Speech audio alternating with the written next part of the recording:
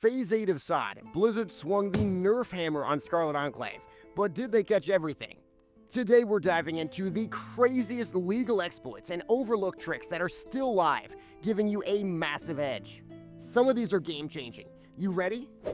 First up, if you're struggling to meet those pesky gear score checks for Scarlet Enclave, or even next, these next tricks are your golden ticket.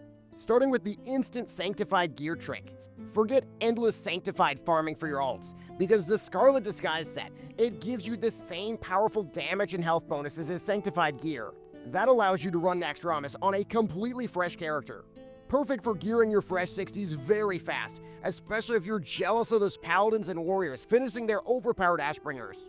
Meanwhile, if you've got a Drakefire amulet on your main, you've got a ticket to passing any gear score check. If you go to Etrig and Orgrimmar, or Squire Row and Stormwind, you can get this Onyxia attunement item turned into a chipped Drakefire amulet. That item can be mailed to any of your ults, and it boasts a whopping 136 gear score. That is literally double my Karazhan Prebis neckpiece, and it's an absolute unit for passing those tough gear score checks on any character.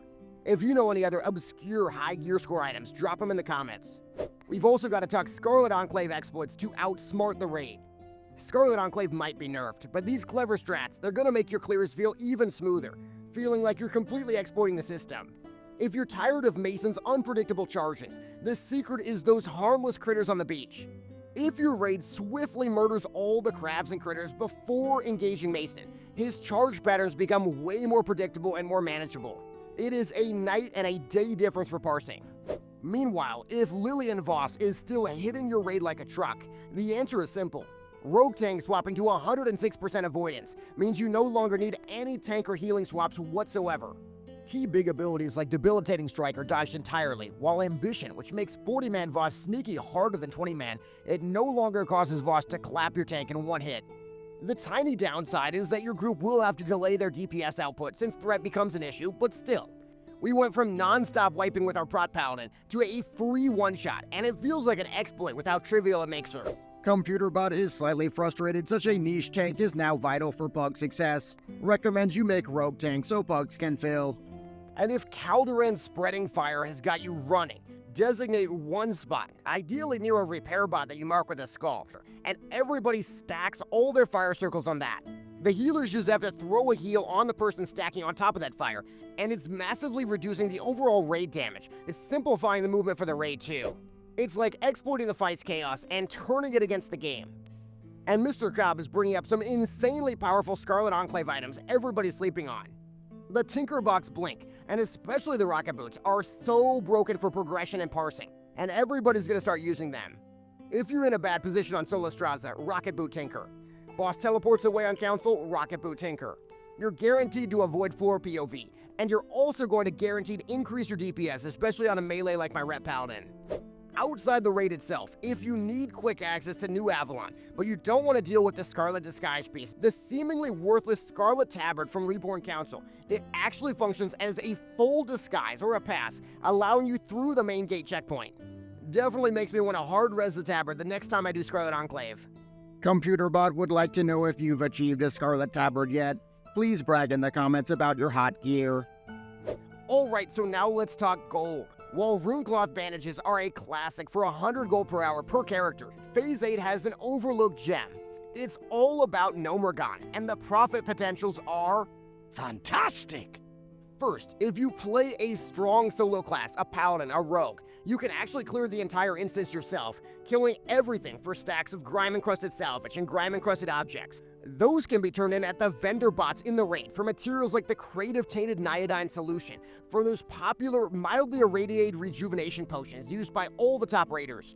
Even better, you'll have a chance at true silver bars, which you need 120 of for the Ashbringer quest sign, and they're currently worth up to a sweet 15 gold each on my server.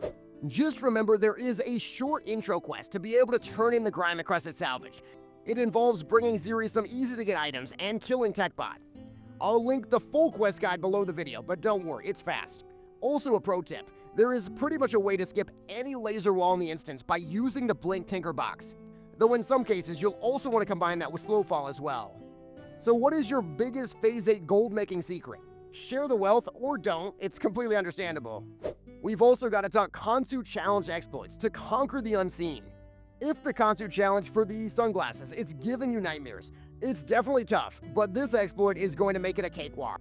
The big trick is to stack all the greater protection potions, since his sweep and his slam attacks, they're chaos damage. Personally, whenever I make a mistake on Khonsu, it's only one mistake per pull, so being able to completely negate that is really going to help you keep your streak going.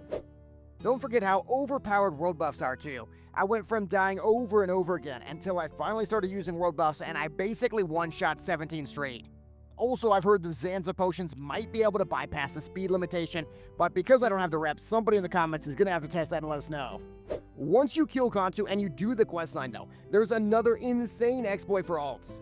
The necklace that gives you the glowing eyes can actually be sent to all of your characters, because you can duplicate it by going back and doing the quest reward over and over again. Also, by doing this, you'll get unlimited level 1 hats, which are perfect for anybody leveling because they can put runes on them. What's even crazier, you can actually sell these on the auction house. For a full legit breakdown of my Khonsu challenge, check out my dedicated guide right here. Alright, so for our last couple, these aren't exploits I recommend you do, but rather community discoveries that highlight some oversights that Blizzard really needs to patch. Consider this a PSA. First, players have found a spot on the new Avalon gates, allowing them to attack other players with near impunity. Yo, what's up? It's me, a hunter with full bis. If you try to get into the gates, I'll one-shot you with my bis gear. And guess what? If you try to fight back, I'll just go back 2 steps and now I'm in a safe haven. Haha. The community though is already on it, so check the forum thread. Meanwhile, we've got the infamous Chimneys of Suffering. Nobody's ever going to forget getting mind-controlled into a chimney and just left there. You can't get out at all.